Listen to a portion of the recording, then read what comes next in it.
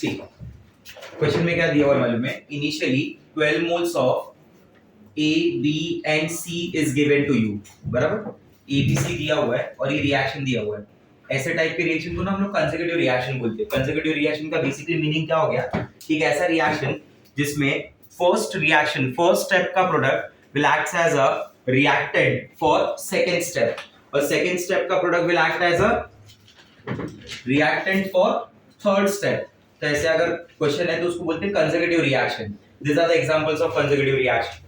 Carbon react with oxygen give carbon monoxide. Carbon monoxide further react with the oxygen to give you carbon dioxide. Whereas Fe2O3 react with the carbon monoxide to give you Fe3O4, which is popular by the name of ferrosulfuric oxide. That ferrosulfuric oxide further react with carbon monoxide to give you ferrous oxide. Ferrous oxide further react with carbon monoxide to give you Fe. These are the examples of consecutive reaction. आप इसको भी consecutive reaction बोल सकते हैं, where A react with B to give you C. पहला reaction का C as a product है, that C further acts as a reactant for the second step. In second step, E is your reactant which further acts as a reactant for the third step. So these are the questions related with, or you can say these are the types of consecutive reaction, not questions. Question ऐसा है कि A plus B give you A2B3, that A2B3 further react with C to give you A2B3C4, बराबर। तो अभी अगर मैं इस reaction को देखूंगा ना, तो इसके जितने भी नंबर ऑफ स्टेप्स होंगे that you have to solve individually. Step 1 लिखना है, बराबर। A plus B give you A2B3, right the unbalance equation, immediate you have to balance it, find out the stoichiometric coefficient ratio. Once you find out the stoichiometric coefficient ratio, immediate compare it with the given mole ratio. If given mole ratio and stoichiometric coefficient ratio are exactly same, it means it is a numerical based on type 2A. If they are different, it means it involves the concept of limiting reagent. So here in this particular case, for given mole ratio, the ratio is 1:1, whereas the coefficient ratio is 2:3. It means definitely it involves the limiting reagent. And to find out the limiting reagent, that given number of moles should be divided by the stoichiometric coefficient ratio. जैसे यहाँ पे 12/2 किया, 6, 12/3, 4, and जो भी ratio का value smallest होगा ना, that ratio का वैल्यू स्मॉलेस्ट होगा फॉर द लिमिटिंग रिएजेंट। तो बी यहाँ पे लिमिटिंग रिएजेंट होगा, और बी के अकॉर्डिंगली आपको A2B3 बनाना है। अब बी और A2B3 का रेशियो क्या है, 3 moles of B will give you 1 mole of A2B3. In this way 12 moles of B will produce dash number of mole of A2B3. So answer comes 4 mole. तो यहाँ से मुझे क्या मिल गया कि number of moles of A2B3 is 4 mole. अब यही formula आगे मैं कंटिन्यू करूंगा, that 4 mole of A2B3 will react with C to give you A2B3C4. ठीक है। Now question is, final question मेरा ये है, find out the number of mole of A2B3C4. तो उसके लिए अगेन पूरे सारे स्टेप्स करने होंगे, right the unbalance equation, balance it, find out the stoichiometric coefficient ratio, and then compare it with the mole ratio. So here stoichiometric coefficient ratio is 1:4. Given mole ratio क्या हो जाएगा, A2B3 तुम्हारे पास 4 है और ये 12 है, मतलब 4 और 12, it means the ratio is 1:3. The ratios are different. अगर दोनों के रेशियो अलग अलग हैं तो उस केस में क्या करेंगे, we'll find out the limiting reagent. So in this case C is the limiting reagent. तो जो भी A2B3C4 बनेगा is according to C. C के साथ रेशियो क्या है, 4:1. It means 4 moles of C will produce 1 mole of A2B3C4. अगर इसका 4 मोल है तो ये 1 मोल बनेगा। C का given number of mole is 12, तो 4 और 1 के रेशियो के हिसाब से 12 कितना प्रोड्यूस करेगा, 3. तो A2B3C4 का आंसर आ जाएगा 3 मोल। ठीक है। क्वेश्चन को और अच्छा बनाना होगा तो आगे एक और पार्ट एक्सटेंड करेगा, find out the remaining number of moles of A2B3. Remaining it means total minus used. Total number of A2B3 formed is 4. Out of 4 जो यूज हो रहा है ना वो मुझे यहाँ से मिलेगा। आपको कुछ भी फॉर्म करना है, कुछ भी प्रोडक्ट निकालना है, is always with the limiting reagent. Use only limiting reagent. What is the ratio between A2B3 and C? They are in the ratio of 1:4. इसका मतलब 1 mole of this will combine with 4 mole of this. अगर C का 12 मोल दिया है तो उसके लिए A2B3 कितना लगेगा, 3 मोल रेशियो के अकॉर्डिंग. तो यूज कितना हो गया, 3. टोटल कितना है, 4. 4 - 3 कितना आएगा, 1. ठीक है, चलो आगे स्टार्ट करते हैं. क्या बोल, नहीं समझा, ऐसा समझा, ऐसा पढ़ा है तो कुछ नहीं समझता है. ये तो क्या खाली फॉर्मेलिटी करना था, इसलिए फटाफट बोल के खत्म कर दिया. हाँ होने देना, क्या फर्क पड़ता है.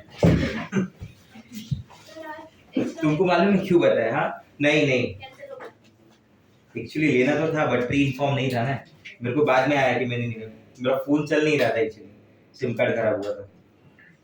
जब मेरे को मुस्तफा सर मिले तब मैंने उनको बोला, तब तक बहुत लेट हो गया था। नेक्स्ट वीक में मैं डाल देता हूँ फ्राइडे के लिए, ऑलरेडी टाइम टेबल में शेड्यूल करके डाल दूंगा। हाँ फिर ऐसा हम दोनों जन एक दूसरे को देखा तो हमको लगा कि इट्स टू लेट इन्फॉर्म करने के हिसाब से, तो फिर डिलीट कर दिया फटाक से। देख लिया था इतनी देर में, मोबाइल हाथ पे लेके बैठे रहते मतलब। कौन सा लेक्चर था? तो मोबाइल लेके क्यों बैठे थे? Zoom पे लेक्चर था। हाँ वो डीपीपी का एक दिन तुम्हारा Zoom पे करा देता हूँ। Zoom है तुम लोग के पास, सबके पास ऐप? तो फिर क्या तब हो जाएगा। आपने डीपीपी का सॉल्विंग बाकी है ना? कौन सा है? 4 और 5 ना, 6 तो कल मिलेगा। ठीक है, just go through example number 35। Example number 35।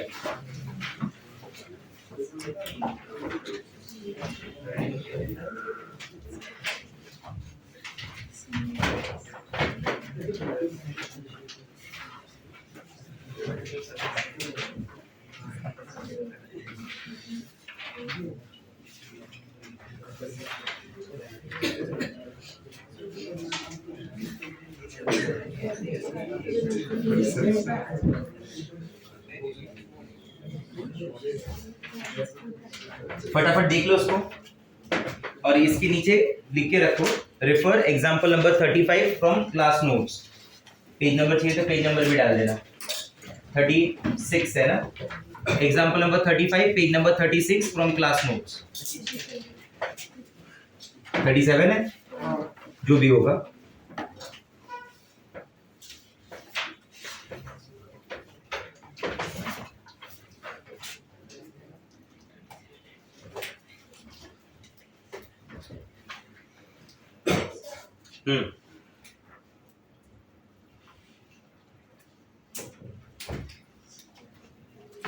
फटाफट देख लो।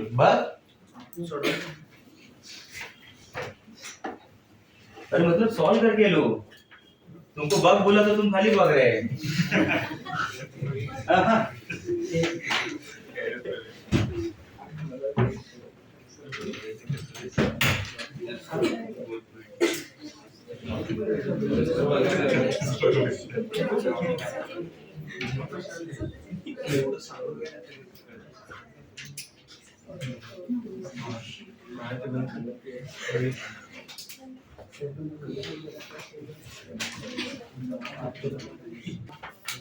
So it is type 5.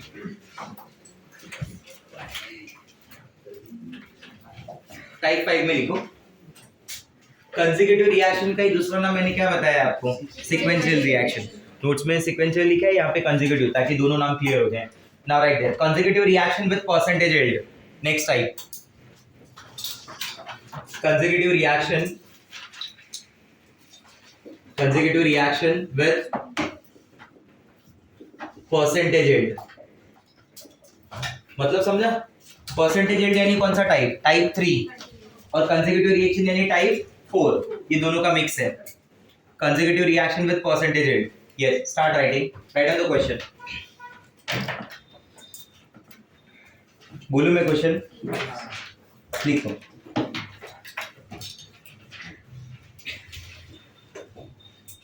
Twelve moles each. 12 moles.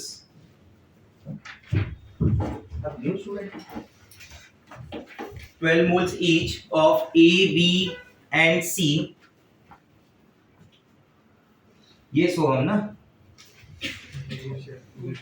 ये भूषण और ये सोहम। 12 moles each of A, B, and C. 12 moles each of, ऊपर रख के लिखना।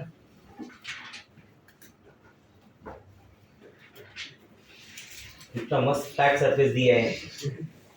12 moles लिख जैसा कंफर्टेबल रहेगा वैसा लिख। मेरे को क्या है, मैं तो ऐसे खड़ा कुछ भी बोल दूंगा। 12 moles each of A, B, and C are taken initially. Calculate calculate moles of A2B3C4 form. Moles of A2B3C4 form.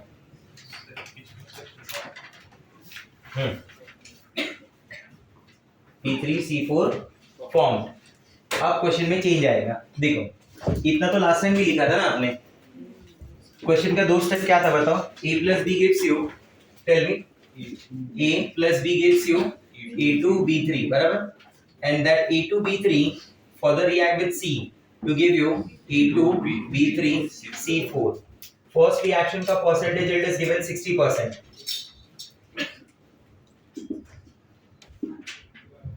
और नेक्स्ट रिएक्शन का yield कितना है 40%.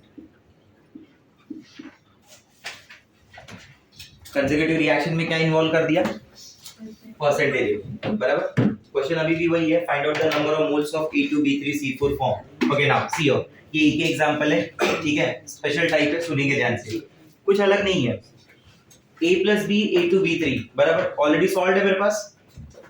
लास्ट क्वेश्चन में स्टेप 1 में you tell me the number of moles of A2B3 form 4. वो data क्या है, practical data और थ्योरेटिकल डेटा.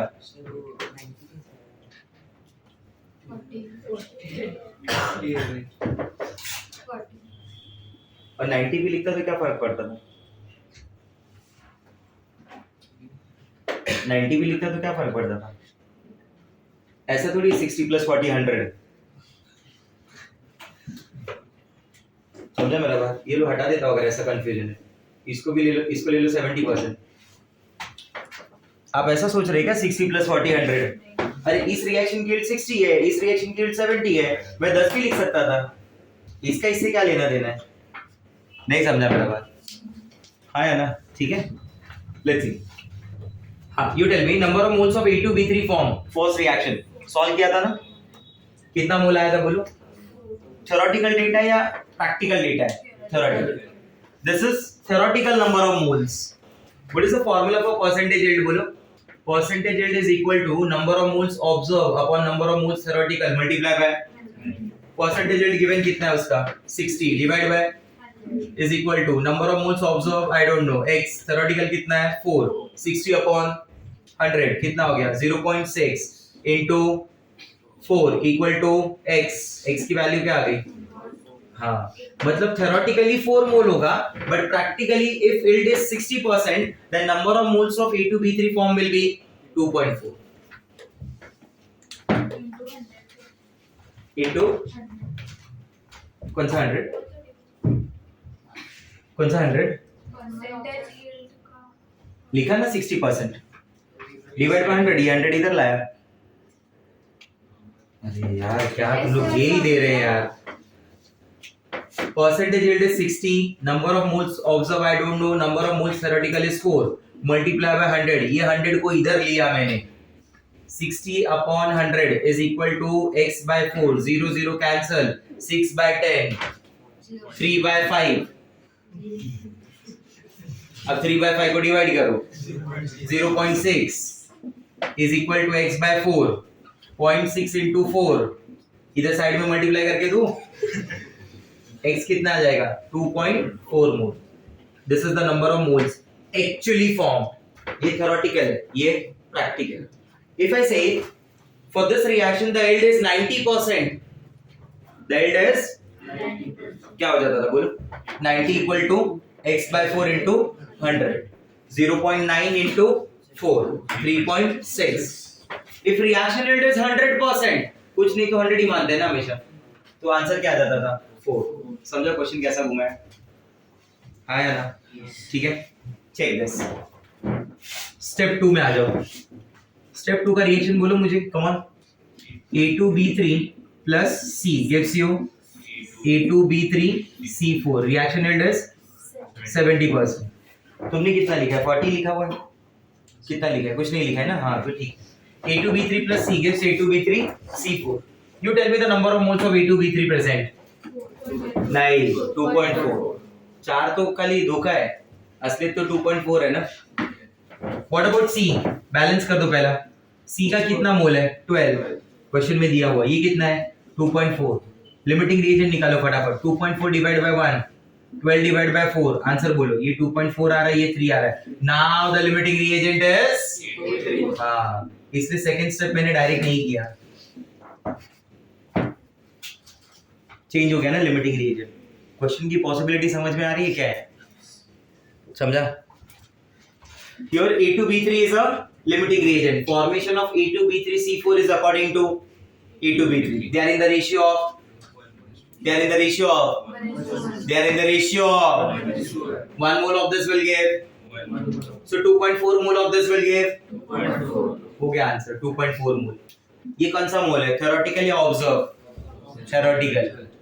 अगर ये रिएक्शन 100% यील्ड होता तो ये मिलता था, बट रिएक्शन यील्ड इज। अब फॉर्मूला लगाओ, percentage yield is equal to n observe upon n theoretical multiply by कितना है परसेंटेज यील्ड 70 डिवाइड बाय 100।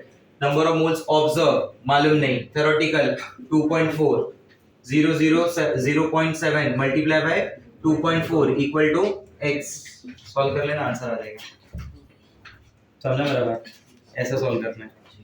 तो ये टाइप 5, ये सब एकदम अच्छे क्वेश्चन है। पेपर बहुत टफ बनाना होगा, पेपर बहुत अच्छा बनाना होगा तो वैसे क्वेश्चन पूछेगा। टाइप 5 नॉर्मल मॉडरेट पेपर में question will be asked based on type 2, type 3 and type 4। समझा मेरा बात? क्या कितना प्रैक्टिस किया अभी तक क्वेश्चन का? कितनी बार किया? कितना राउंड हुआ? कम से कम ये क्वेश्चन जो मैंने करा है ना वो हफ्ते में 2-2 बार होनी चाहिए, तब प्रैक्टिस ऐसा एनालाइज होगा ना। आप एक बार खाली मेरे साथ करेंगे तो मैं कुछ भी करा दूं इजी लगेगा, क्योंकि मैं बताते रहूंगा अब ये करना है, अब ये करना है। खुद से करेंगे तो डिफिकल्ट पड़ेगा, और वो भी फर्स्ट टाइम है ना। हाँ, इतना भी नहीं है क्या?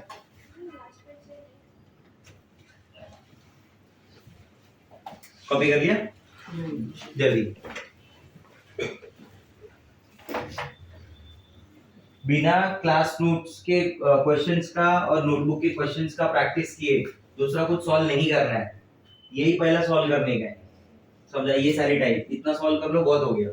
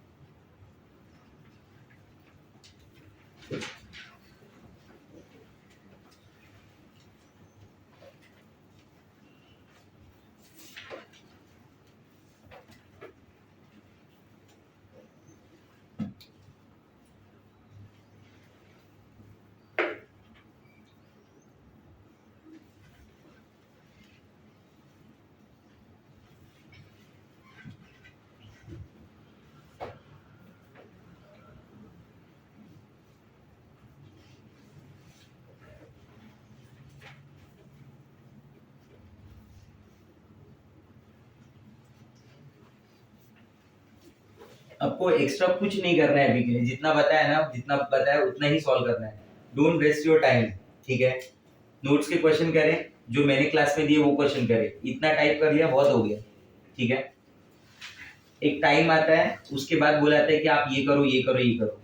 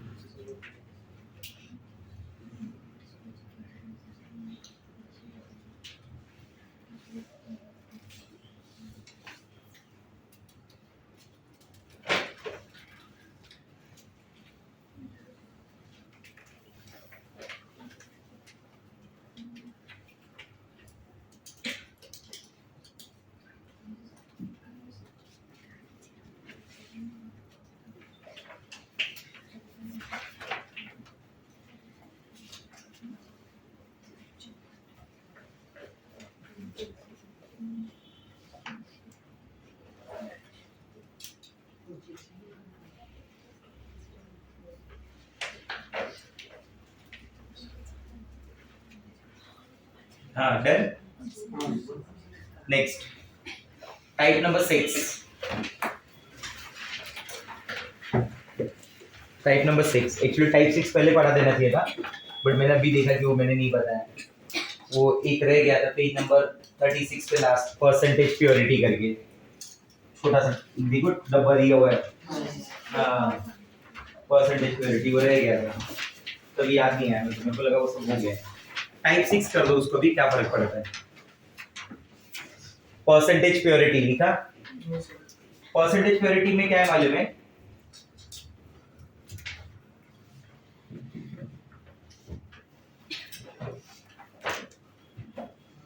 Right on the question.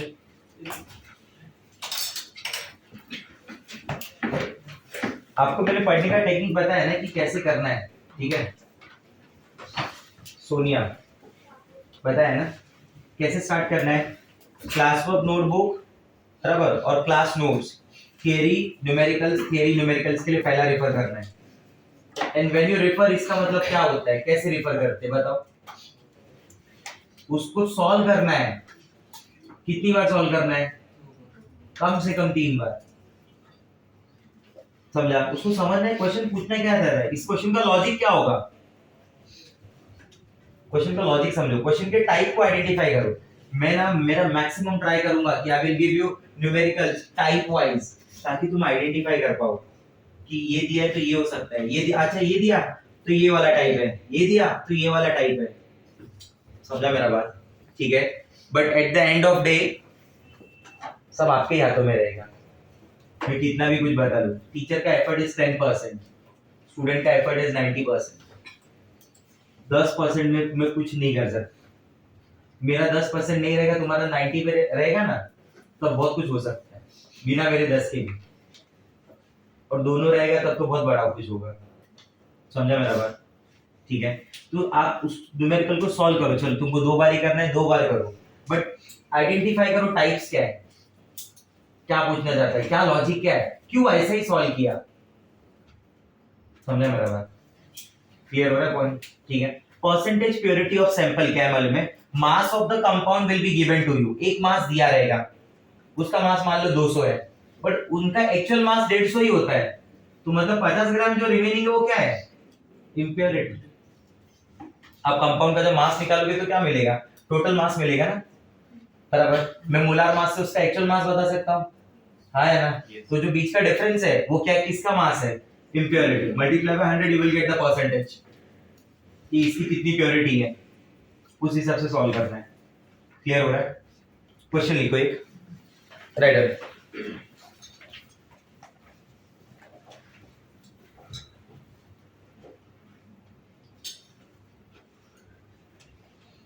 200 gram silver coin,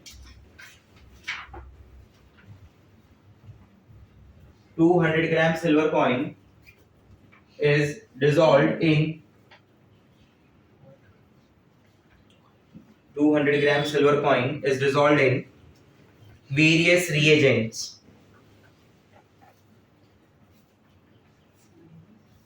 200 gram silver coin is dissolved in various reagents, so that 143.5 gram 143.5 gram AgCl is formed as precipitate. so that 143.5 gram AgCl is formed as precipitate.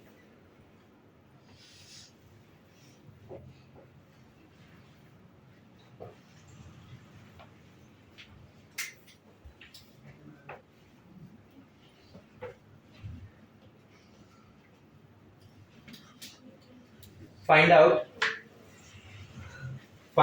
percentage purity. Find out percentage purity in coin. Assume, bracket में लिख लो, assume all silver. यार photo नहीं लिया आज आप,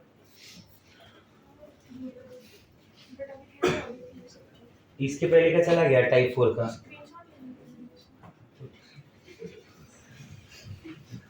Assume all silver is present in precipitate form.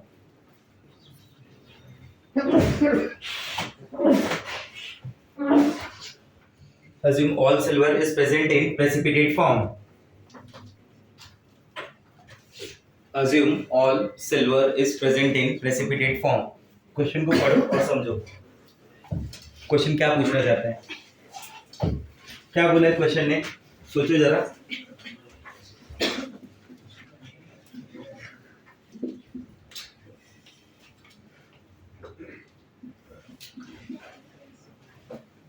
Coin कितने ग्राम का दिया है? 200 ग्राम. कॉइन किसका है? सिल्वर. बराबर. उसने बोला वेरियस रिएजेंट से रिएक्ट करवाया उसने, बराबर. और क्या मिला उसे? Silver chloride. कितना? 143.5. हाँ, मतलब 200 ग्राम सैंपल है. This 200 gram sample of silver reacts with a reagent, say HCl. Reacts with reagent, say HCl. आपको कैसे पता चला HCl होगा? क्लोराइड है ना उसके साथ में, तो इसलिए मैंने एसिड में HCl ले लिया. So this silver will combine with chlorine ना, बराबर. मान लो सिल्वर कंबाइन होकर सिल्वर क्लोराइड देना है. ये एक सिंगल स्टेप नहीं होगा, तो मैं इस लाइन को बीच से ऐसे हटा दूंगा, बराबर. तो ये AgCl मिल गया. उसने बोला AgCl कितना मिल रहा है मेरे को? 143.5 ग्राम, बराबर. ठीक है. उसने बोला जितना भी सिल्वर है वो पूरा का पूरा सिल्वर प्रेसिपिटेट के अंदर ही है, हाँ या ना? ठीक है. You tell me what is the mass of 1 mole of AgCl? What is the mass of 1 mole of AgCl? 1 mole AgCl का मास कितना होता है बोलो? 1 मोल of AgCl is equal to 143.5 ग्राम. कैसे मालूम है? सिल्वर का मास is 108, क्लोरीन का मास is 35. हाँ या ना? अब 1 मोल सिल्वर क्लोराइड का मास कितना है? 143.5. सेम मास इधर भी ऑब्टेन हो रहा है, मतलब इधर सिल्वर क्लोराइड कितना मिल रहा है? 1 मोल. 1 mole of silver chloride will contain dash mole of silver. 1 mole silver chloride में कितना मोल सिल्वर होगा? 1 मोल. देखो नंबर के हिसाब से, हाँ या ना? Find out the number of moles या find out the number of atom of silver in this. इसके अंदर सिल्वर के कितने एटम होंगे? फाइंड आउट करके बताओ. What is the formula for number of atom? Tell. बोलो. n into atomicity. एटॉमिसिटी 1 है. नंबर ऑफ मोल्स कितना है इसका? 1 है into Na, बराबर. मतलब 1 Na. 1 Na को 1 मोल बोल सकते हैं, वही तो बोल रहा हूँ. 1 Na को क्या बोल सकते हैं? 1 मोल. वही तो बोल रहा हूँ मैं भी. किसके अंदर कितना मोल सिल्वर होगा? 1 मोल. 1 मोल सिल्वर का मास क्या होता है? क्या इसमें से सारा सिल्वर बाहर आ गया? लिखा है ना उसमें. Assume all silver is present in the form of, मतलब सारे सिल्वर बाहर आ गए, हाँ या ना? तो मतलब ये 200 ग्राम के कॉइन में कितना ग्राम सिल्वर था? 108. बाकी सब तो कुछ अलग चीजें थी, क्योंकि जो भी सिल्वर होगा that will react with the reagent and gets converted into AgCl. तो AgCl कितना मिला उस हिसाब से सिल्वर पता चल गया. तो टोटल में से सिल्वर कितना है? 108. अब देखो फॉर्मूला पढ़ो. परसेंटेज प्योरिटी का क्या है? Actual mass of pure substance upon, हाँ, you tell me what is the actual mass of pure substance in that? 108 gram. What is the total mass? Multiply by, you will get your answer. आया समझ में? Question लिखो। Question क्या, page number 37 का question देखो, उसका example number 33 मिला। Chalk sample exactly requires 57.52 gram HCl for complete reaction with all CaCO3 present in it. If the chalk sample is 72% pure, chalk sample कितना परसेंट प्योर है बोलो? The mass of sample taken is, चलो start करते हैं। इस बार percentage purity पूछा है या परसेंटेज प्योरिटी दिया है? दिया है। तो कुछ और पूछा होगा, क्या पूछा है? टोटल मास ऑफ सैंपल पूछा है या actual mass of pure substance? The mass of sample taken is, मतलब टोटल मास पूछ रहा है। Let's start. हाँ जान दो, स्क्रीनशॉट ले ले। अब तो मेरे को भी ये आइडिया मिल गया, मैं भी रफ कर दूं, मैं भी बोला स्क्रीनशॉट में से ले लेना। चलो क्वेश्चन बोलो मुझे क्या है? CaCO3 reacts with HCl give you CaCl2 plus CO2, बराबर। क्वेश्चन एक बार रिपीट करेंगे मेरे लिए, क्या बोल रहा है क्वेश्चन? एक बुक ही दे दो ना मेरे को। हाँ, chalk sample exactly require, you know ना, चॉक में CaCO3 होता है, कैल्शियम कार्बोनेट, बराबर। Exactly require 17.52 gram HCl for complete reaction with all CaCO3 present in it. If the chalk sample is 72% pure, the mass of sample taken is, कुछ नहीं समझ में आए तो you start with the number of moles. You start with the number of moles. कुछ ना कुछ तो मिल ही जाएगा। पहले तो write down balance equation. Come on, balance it. Come on. Chlorine 2 है, इधर एक ही है, multiply by 2 hydrogen, here it is 2, 1 2 3 oxygen 3, 1 carbon balance है। What is the coefficient ratio of CaCO3 and HCl? They are in the ratio of, coefficient के ratio को can we consider the number of moles का ratio? Can we consider the volume का ratio? Can we consider the mass का ratio? mass नहीं मान सकते। क्या मैं इसको ऐसे मान सकता हूँ, लेकिन 1 mole of CaCO3 reacts with 2 mole of HCl। अरे हाँ या ना बोलिए। 1 mole of CaCO3 का मास कितना होता है मालूम है? 100 ग्राम। तो 2 मोल ऑफ HCl का मास कितना होगा? HCl कितना होता है? हाइड्रोजन होता है 1, क्लोरीन होता है 35.5, टोटल कितना हो गया? 36.5। 2 मोल का कितना हो जाएगा मालूम है? 73। इक्वेशन क्या है? अगर कंप्लीट न्यूट्रलाइजेशन होना है तो for 100 gram of calcium carbonate you need 73 gram of HCl। उसका जो सैंपल है उसके लिए कितना HCl लग रहा है देखो जरा। हाँ, फॉर द कंप्लीट, लिखा है ना आगे उसमें, फॉर द कंप्लीट, हाँ, विद ऑल CaCO3 जितना भी प्रेजेंट होगा, बस हो गया अपना काम। उसने कितना दिया HCl बोलो? कितना? 17.52 ग्राम, बराबर। For 73 gram you need 100 gram CaCO3, तो for 17.252 gram you need x gram of CaCO3। Cross multiply करो, x की वैल्यू ढूंढ के निकालो। चलो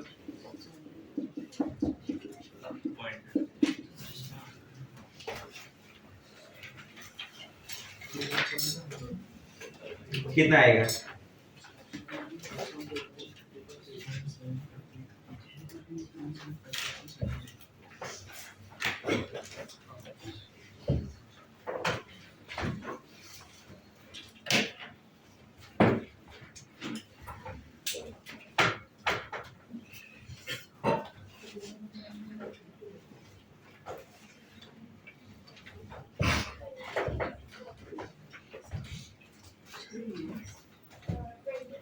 ट्वेंटी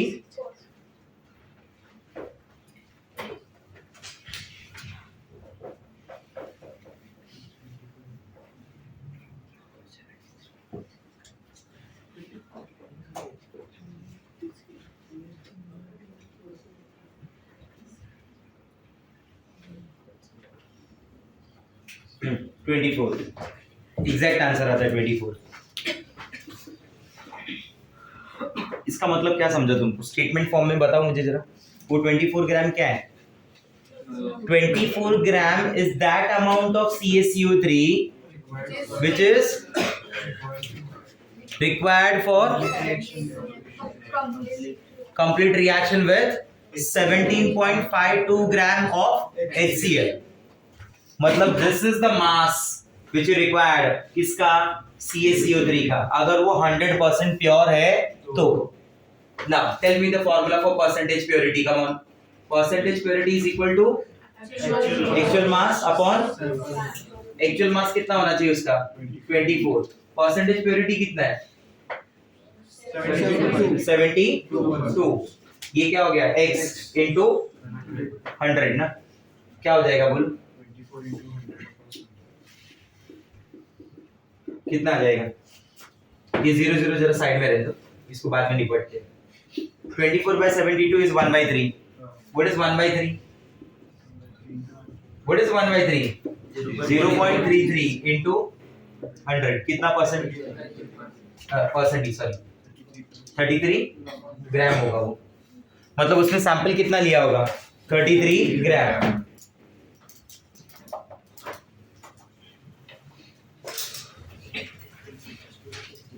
अपन ने 33 लिख दिया. आंसर सच में क्या आएगा 0.333333 रिकरिंग आएगा ना, तो हो जाएगा 33.33. वरना तुम बोले 0.33 कम आ गया.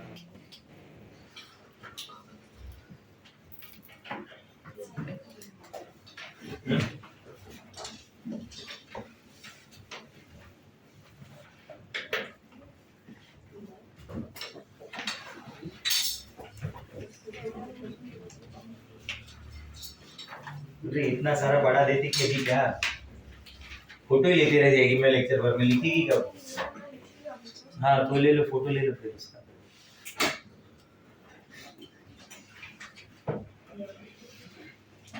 Done.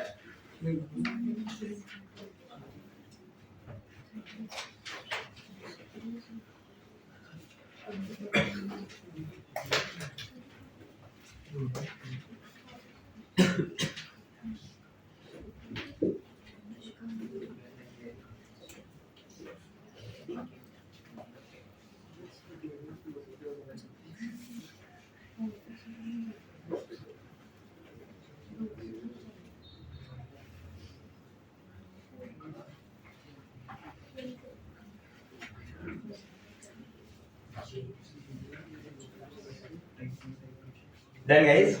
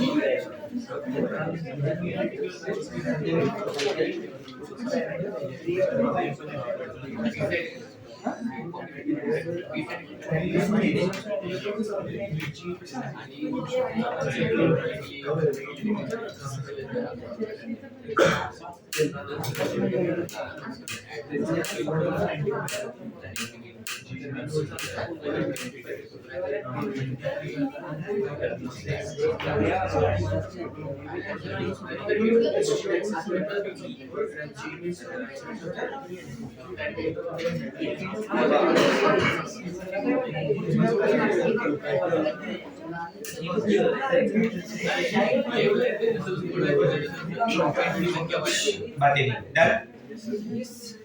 Next heading.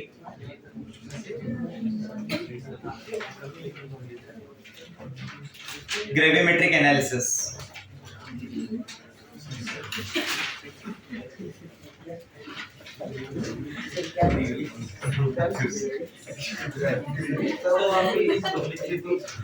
GRAVI, gravy. GRAVI. Gravy. बता दो. Gravimetric analysis. Metric. METRIC. Metric. Gravimetric analysis. कौन से टाइप का होगा ये? Type number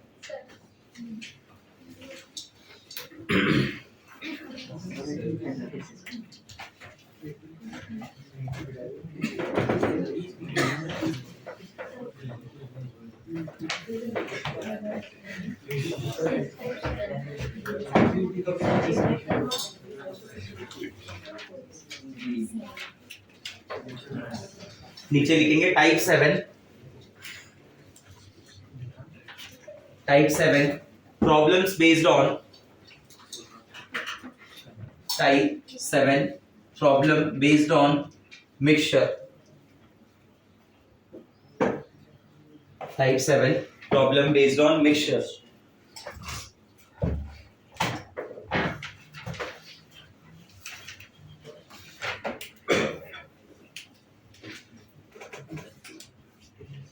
Type 7 problem based on mixture. Come to page number 38. 38 में देखो क्वेश्चन के बाजू में जगह दिया हुआ है. मिला?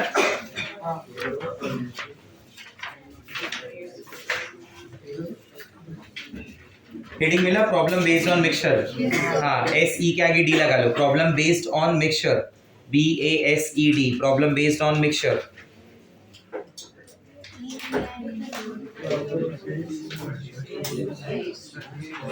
उधर देखो साइड में जगह. हाँ उसमें जो मैं लिख रहा हूँ लिखना चालू करेंगे. हाँ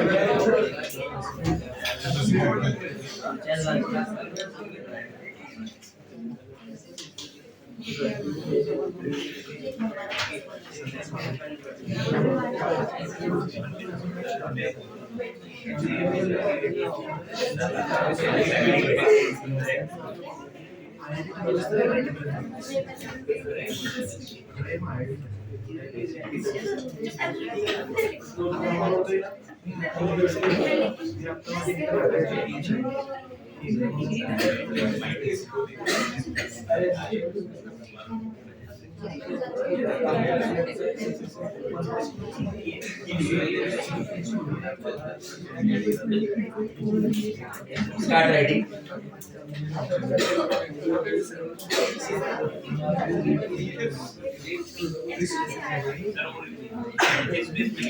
हाँ उसी पेज पे लिखना है।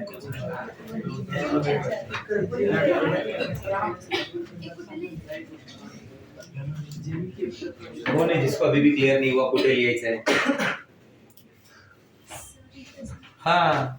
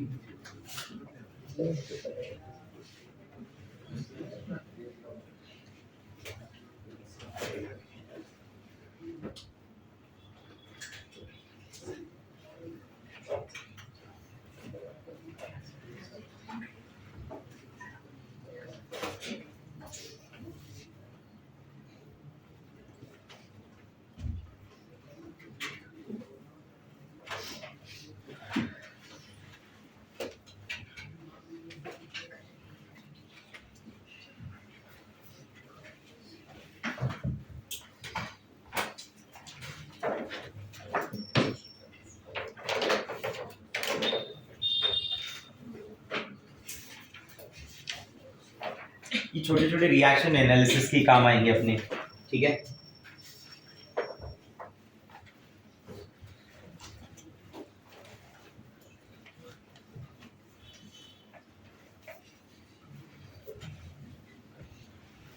डन।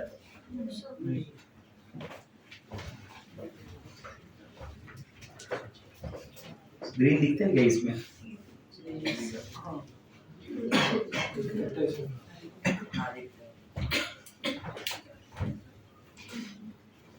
सेम डे पे जाके प्रैक्टिस करने का, डेली रिवाइज करने का, ठीक है। आप टेस्ट के लिए पढ़ रहे हैं तो ऐसा नहीं होना चाहिए कि आपका जो डेली रिवीजन है वो खत्म हो जाए। अगर आप 4 घंटा भी पढ़ रहे हैं तो आप अपना टाइम को डिवाइड करेंगे 2 पार्ट में, 1 for daily revision and 1 for test, ठीक है। अभी आपका कुछ लैग नहीं है पहले का बाकी या कुछ ऐसा नहीं होना चाहिए, ठीक है। तो आप दो पार्ट में डिवाइड कर लो, 50% 60% टाइम आप डेली रिवीजन को दो, 40-50% टाइम आप टेस्ट के लिए दो। और हर दिन 6 दिन अगर डेली टेस्ट के लिए पढ़ा ना और डेली रिवीजन किया तो आपका स्मूथली आगे बढ़ेगा। वरना क्या होगा, टेस्ट का पढ़ने के चक्कर में आप उसका वो पूरे वीक का आपका पार्ट चला जाएगा, फिर वो धीरे धीरे पीछे होते जाएंगे। ध्यान दो इस बात पे। Done guys? Okay, right on the example. ये क्वेश्चन जब मैं यहाँ पे लिखूंगा तभी आपको समझ में आएगा कि करना क्या है ग्रेविमेट्रिक एनालिसिस में। You have to analyse that mixture and find out the percentage of components present in that mixture. Right on there.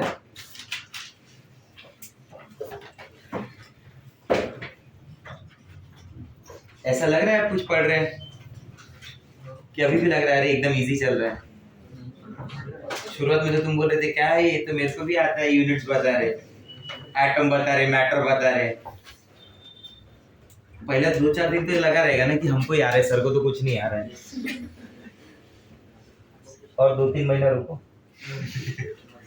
अभी तुमको ऐसा लग रहा होगा सर को भी आ रहा है थोड़ा बहुत, हमको तो आता ही है।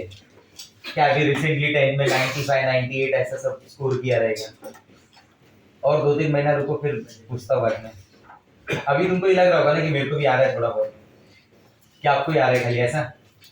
हाँ, क्वेश्चन लिख तो अकेले सॉल्व करेगी ले।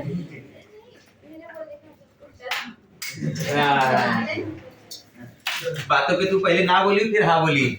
मुझे कुछ यस राइट, लिखो क्वेश्चन लिखो। 184 gram mixture of 184 gram mixture of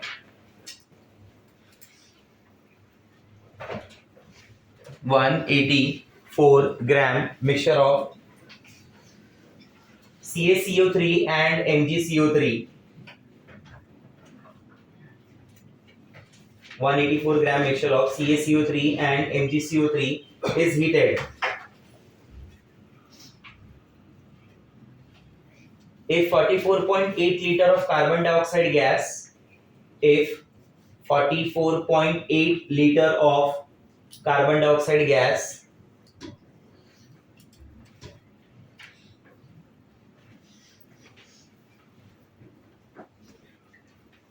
मैं तो बोलता हूँ आज रुको और 1 घंटा रुको, कम से कम प्रैक्टिस करके जाओ। कुछ डाउट रहेगा तो मैं हूँ 1 घंटा, ये पूरा करके जाओ ये सारे टाइप्स का। और डेली रिवीजन के लिए रुकने का जरा, बोलता हूँ हिटेड के आगे का पहला बात सुनो मेरा। तो तुम्हारा जेल जैसा हो गया कि 1 बजे छूट जाने कैसे भी करके। इसके बाद हम और ट्रैप नहीं होना चाहते 1:30 से, फिर मालूम पड़ा 4 बजे तक बिठा लेंगे, बोलेंगे अभी रुक जा थोड़ा देर और, मैं तो है ही इधर। लिखो हाँ, कहाँ तक था? हीटेड ना, CaCO3 and MgCO3 is heated. If 44.8 liter of carbon dioxide gas is obtained at STP, is obtained at STP. दिया मार्क्स नहीं आया आपको? क्या किया था?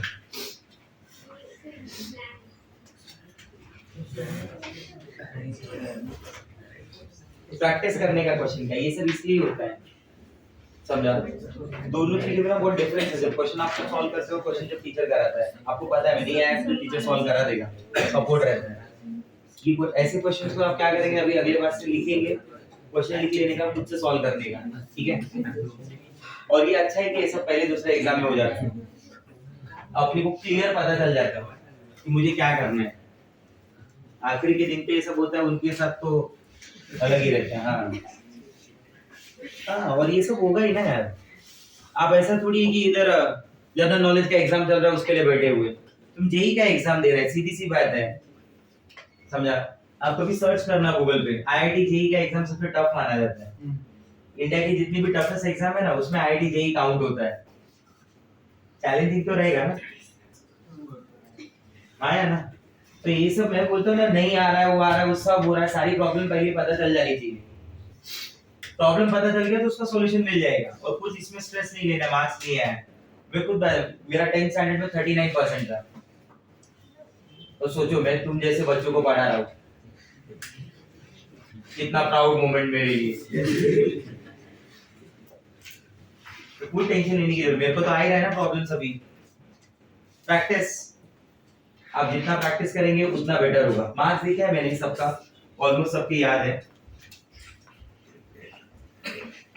चलो लिखो, और शीट आ जाता है ना मार्क्स का ग्रुप में, इंडिविजुअल पूछ के क्या टाइम पास करोगे कभी। अब पता ही है तुम्हारे मुंह से क्या सुन, क्या लिखा? हाँ, CO2 is obtained at STP. Calculate mass percentage of CaCO3. खाली तुम्हें इतना पता होना चाहिए कि तुम्हें मार्क्स कम क्यों आया है, बस, बाकी कुछ नहीं। नहीं पढ़ा है इसलिए तो पढ़ना चालू कर दो। क्लियर है, एकदम सिंपल सा रहता है कि ये रीजन है, ये प्रॉब्लम है, ये उसका सॉल्यूशन है, बात खत्म हो गई। ज्यादा कॉम्प्लिकेट करने का जरूरत नहीं है। ठीक है, स्टार्ट। तुम बोल रहे थे ना आता है हमको, ट्राई करके देखो जरा। इस बार तुम ट्राई कर लो, फिर मैं बताता हूँ। हाँ, अभी ट्राई करो, देखते हैं पहले। कुछ तो लिखो यार, एक आध इक्वेशन तो बनाओ कुछ तो। छोड़ो जाने दो, तुम्हारा वैसे भी 11:15 का 11:25 हो गया ना। आई स्टार्टेड एट 10 ना। हाँ 10 को स्टार्ट किया था, 11:30 तक तो पढ़ा ही लूँ, एक्स्ट्रा तो रुकते नहीं थे। लेट्स सी, देखो अपने पास मिक्सचर क्या है, CaCO3 और MgCO3। कामरान आपको कितना मार्क्स आया? गुड। CaCO3 और MgCO3 बराबर, यही दोनों का मिक्सचर दिया है ना। क्वेश्चन का हर एक लाइन पढ़ते जाओ, कुछ ना कुछ मिलेगा। पहला लाइन पढ़ो, 184 gram mixture of CaCO3 and MgCO3 is taken. ऐसा कुछ लिखा है? हाँ, वही मतलब देन हीटेड, और क्या, तुम तो फुल इंग्लिश में आ जाते हो एकदम। Let mass of CaCO3 in mixture is x gram, चलेगा बराबर। Mass of MgCO3 is y gram. Now don't write anything. Don't write. मेरे से पहले चले जाएंगे क्या क्लास में से? हाँ, मेरे को बोला चलो सर मेरा हो गया, मैं जा रहा है घर पे। तो रुको जरा। अब ये एक इक्वेशन तो क्या बना दिया मालूम है आपने? x plus y is equal to 184 gram. Do you agree with this? ये कौन से फॉर्म में, मास या मोल्स? मास। ठीक है, मैं बोलता हूँ number of moles of CA। अच्छा उसने पूछा क्या मुझे, परसेंटेज कुछ पूछा है ना शायद से, किसका? परसेंटेज ऑफ CaCO3 क्या होगा मालूम है? जितना x का मास होगा, CaCO3 का मास कितना होगा? x। टोटल मास कितना है?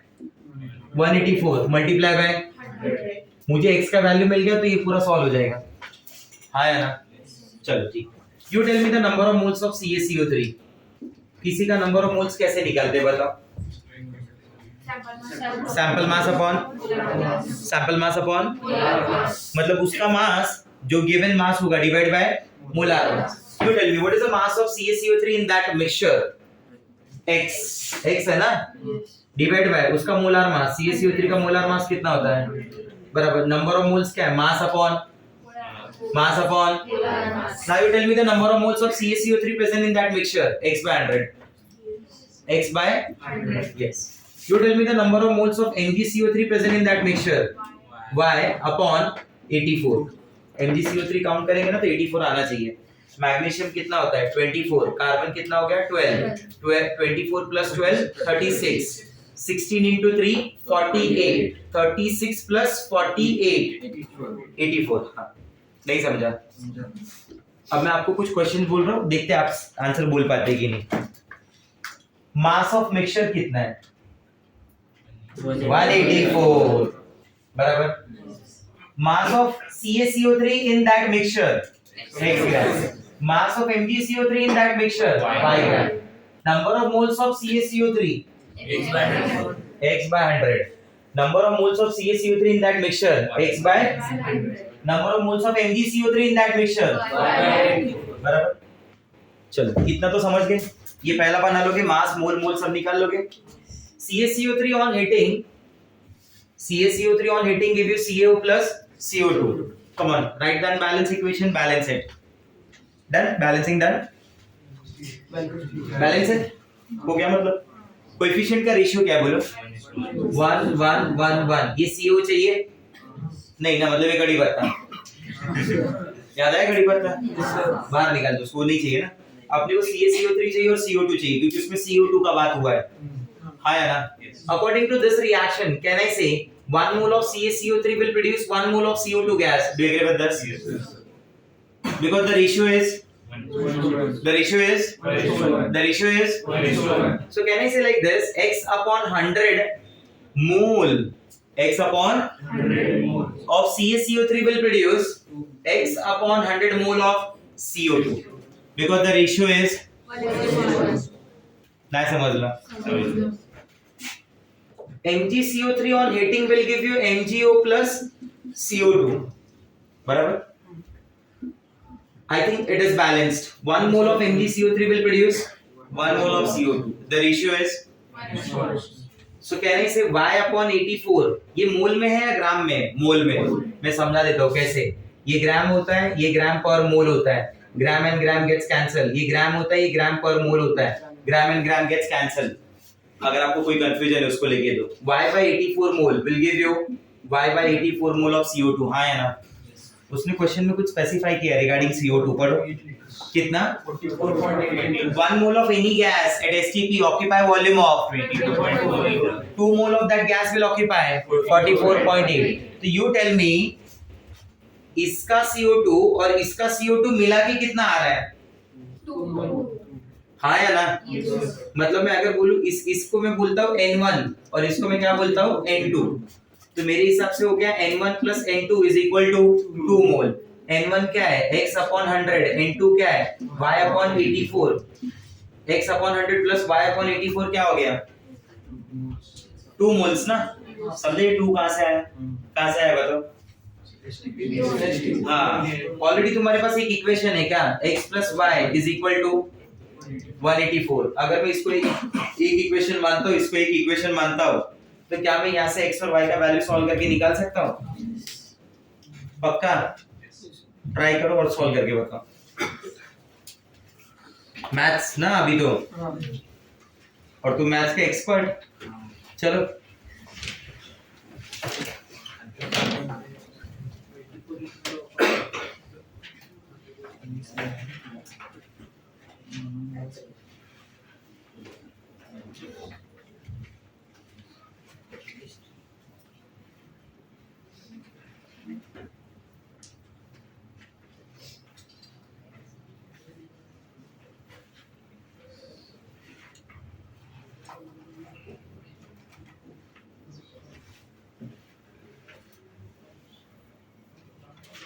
इसके बाद सॉल्व हो जाएगा ना तुमसे? हाँ, तो इसके बाद x y घर पे ढूंढ के निकालना। मैं दूसरा क्वेश्चन एक दे देता हूँ तुमको। लिखो क्वेश्चन।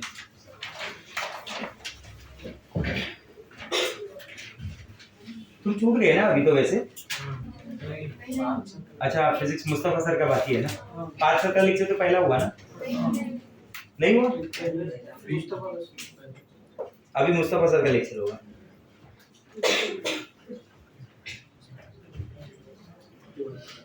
तो अपने मार्क्स के साथ तैयार रहना।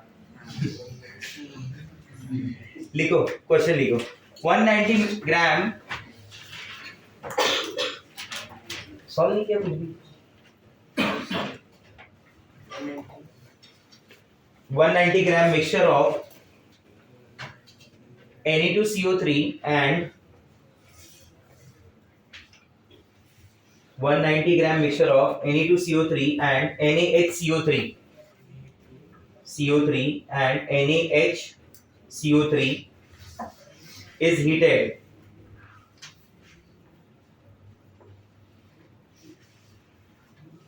and 11.2 liter of carbon dioxide gas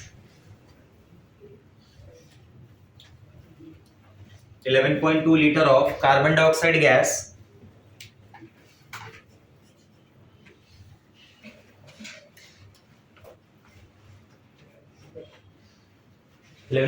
of carbon dioxide gas at STP is liberated. At STP is liberated. Calculate percentage of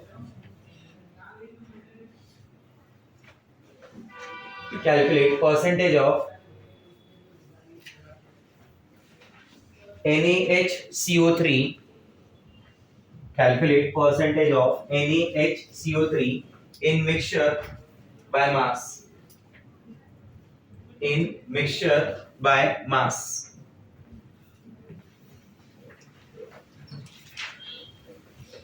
homework note कर लो.